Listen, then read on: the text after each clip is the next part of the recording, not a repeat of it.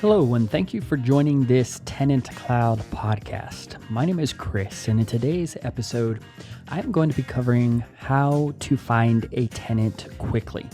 Now, this is a new episode in our ongoing series on how to find a tenant quickly. And if you haven't listened to the prior episodes, then I highly recommend doing so. There's a lot of valuable information that we have covered already and will continue to cover through the remainder of this series. So be sure to follow and like the podcast and stay tuned for the future episodes as we continue this series. Some of the previous episodes that we have covered are things like being flexible, how to work with real estate agents or locators more efficiently, how to offer great incentives to encourage tenant referrals, creating a high quality rental listing, and being careful about the roadblocks and obstacles that we inadvertently set up in the application process that might deter highly qualified prospective tenants from applying for our rental property. Now, today, we're going to cover one of the core things that really can make a huge difference, especially in a rental market that is slowing down, which is kind of like the market that we're in right now.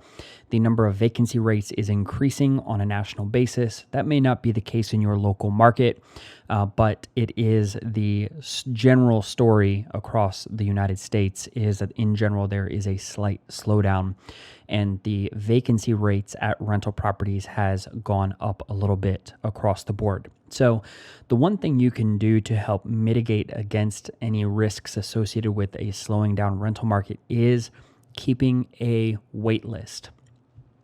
You have probably heard of a wait list at a restaurant or at different events where you can get on a wait list and they'll reach out to you if they have an opening coming up for whatever the event might be or the destination or restaurant might be. And when they reach out to you, they basically say, hey, we had an unexpected cancellation. Just wanted to know if you were still interested in reserving a table or purchasing a ticket for this event or whatever it might be. And with a rental property, it's very similar.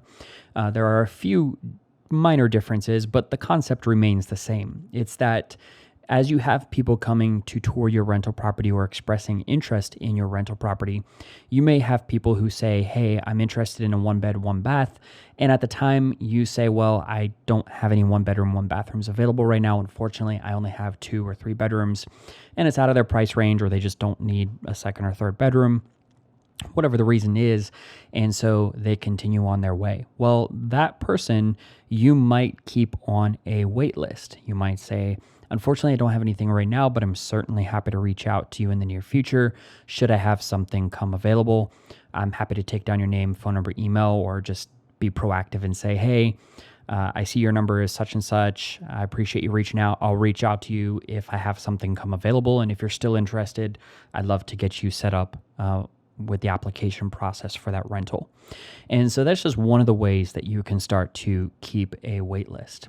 Other ways that you can do it is by on your website, you can have an online form that literally says something along the lines of add your email or phone number or name or basic contact info here in the event that you are interested in any of our rental properties at any point in the future. And you would be surprised how many people may do that depending on your type of rental and how well you market it.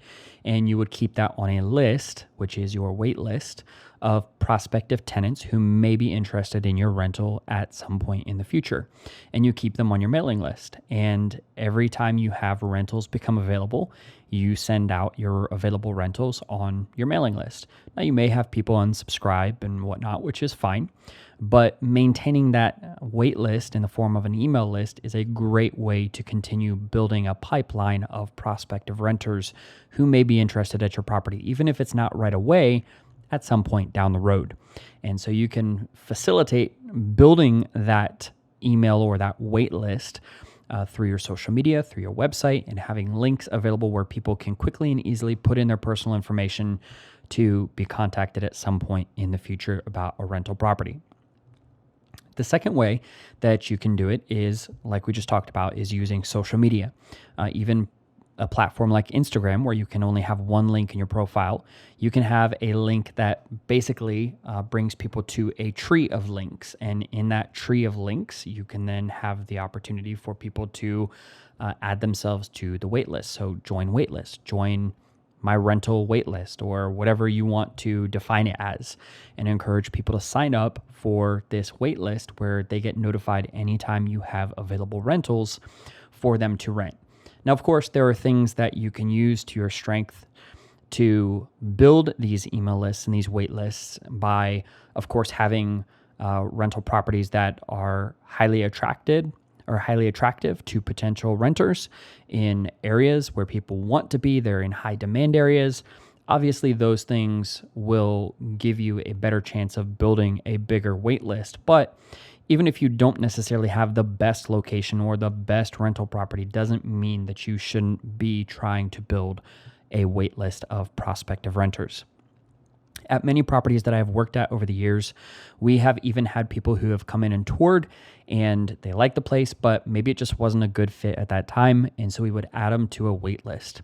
And then down the road, even if it was a year later, we would send out an email or just reach out to them personally and say, hey, you had reached out to us, or you had toured a year ago around this time, and I believe you rented somewhere else, but we just wanted to see if you were still interested in a rental because we've had A, B, and C become available. We'd love to offer that opportunity to you since you were interested previously. And we would actually get a lot of leases by utilizing that strategy.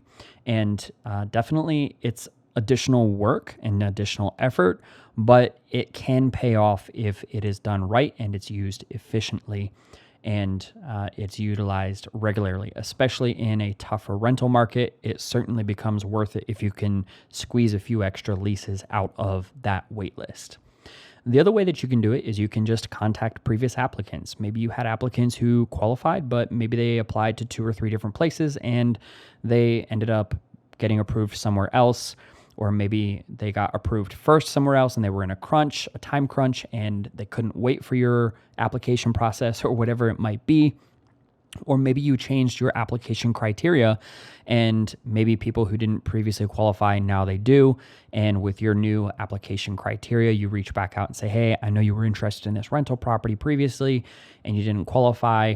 However, we've updated our rental criteria and I believe that you might qualify. If you're still interested, we'd love to have you fill out another application and see if we can get you approved for this rental property.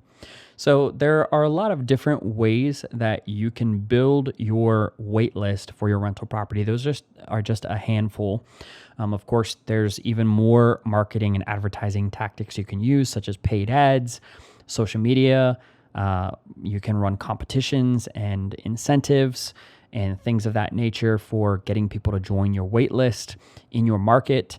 But just something to keep in mind for, especially as a rental market becomes much more competitive and those vacancy rates start to tick up a little bit, you definitely want to have a way to be able to reach out to prior interested prospective tenants to see if they would be interested in your rental property at this point.